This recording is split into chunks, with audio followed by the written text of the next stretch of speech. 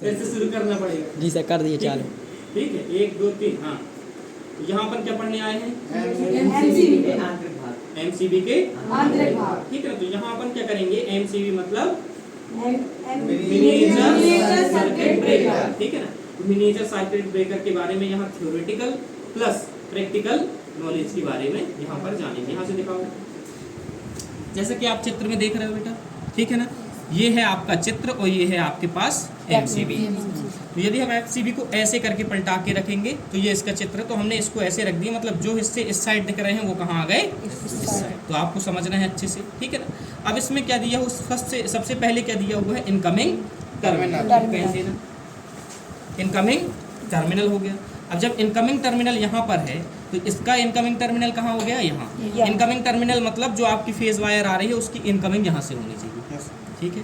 फिर incoming terminal के बाद आपको देख रहा होगा कॉपर ब्रेड दिख रहा है, तो ये हो गई, ये जो आपकी वायर जो टच है इसको क्या बोलते हैं? कॉपर ब्रेड हो गया। फिर इसके बाद आ गया मैग्नेटिक कॉइल, ये आपको मैग्नेटिक कॉइल दिख रही है, ठीक है ना।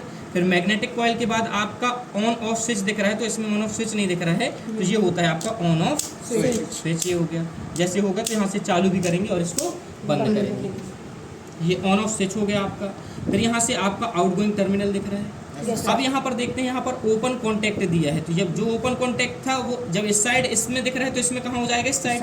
तो ये आ गया आपका ओपन कॉन्टैक्ट दिख रहा है, ओपन एरिया। इस ओपन एरिया में क्या होता है? आर्क के लिए जगह छोड़ी जाती है, ठीक है ना, आर्क के लिए ये हो गया जगह छोड़ी जाती है। और इस ओपन कॉन्टैक्ट के बाद देखिए ये आपका आ गया आर्क शूट, ये आ गया आर्क शूट। ये मेटल का बना होता है जो आर्क को क्या करता है? आर्क की एफिशिएंसी को, ठीक है ना, या उसकी इंटेंसिटी को क्या कर देता है? बांट देता है, कम कर देता है, जिससे हमारे इसकी सर्किट को नुकसान नहीं होगा, न आग लगेगी न कुछ लगेगा, ठीक है। फिर आपका बाई मेटेलिक पट्टी आ गई, ये बाई मेटेलिक पट्टी I2R के सिद्धांत पर। बाई मेटेलिक का मतलब होता है दो धातुओं से मिलकर बनी हुई, ठीक है, दो धातुओं से मिलकर बनी हुई। अब दो धातुओं से मिलकर के कैसे बनेगी?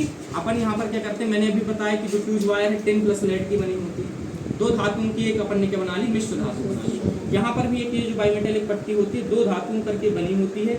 जैसे ही यहाँ पर ओवरलोड होगा या ओवर करंट आएगा तो ओवर करंट के कारण ये कॉइल एक्टिवेट होगी और यहाँ पर क्या होगा? Huge amount of current generate होगा। अब उसके कारण क्या होगा? ह्यूज अमाउंट ऑफ करंट के कारण ये जो बायोमेटेलिक पट्टी है उसमें क्या होगी? हीट जनरेट होगी, गर्म होगी। और जब ये धातु की एक प्रॉपर्टी होती है, मेटल की प्रॉपर्टी की, जैसे ही वो गर्म होगा तो क्या होता है? उसमें एक्सपांशन होता है, फैलाव होता है। जैसे ही फैलाव होगा तो ये क्या होती है? बायोमेटेलिक पट्टी बेंड होगी। और जैसे ही ये बेंड होगी तो आपकी यहाँ से स्विच एक्टिव हो जाएगी। तो यदि आपकी चालू है तो यहाँ से क्या हो जाएगी? स्विच। क्लियर हुआ? कोई समस्या? एमसीबी का कार्य सिद्धांत समझ में आया आपको? तो सिंपल सा है। इसके आंतरिक भाग समझ में आ गए। आंतरिक भाग में सबसे पहले क्या हो गया?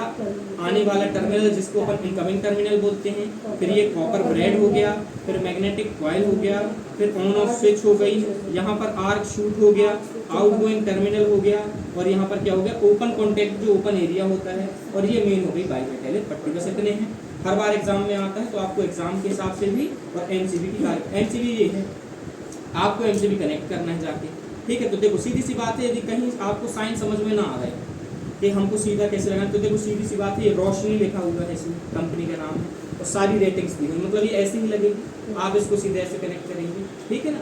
फिर ऊपर से यहाँ पर इनकमिंग टर्मिनल, यहाँ से आउटगोइंग। हमेशा किसमें? लाइव वायर में लगाया जाएगा, न्यूट्रल में नहीं। फेस वायर जो होती है ना, फेस वायर में आपने लगा दिया और इसके बाद आपका क्या लग जाएगा? उपकरण। हमेशा उपकरण के पहले लगाना है, ये नहीं कि उपकरण के बाद बता दिए।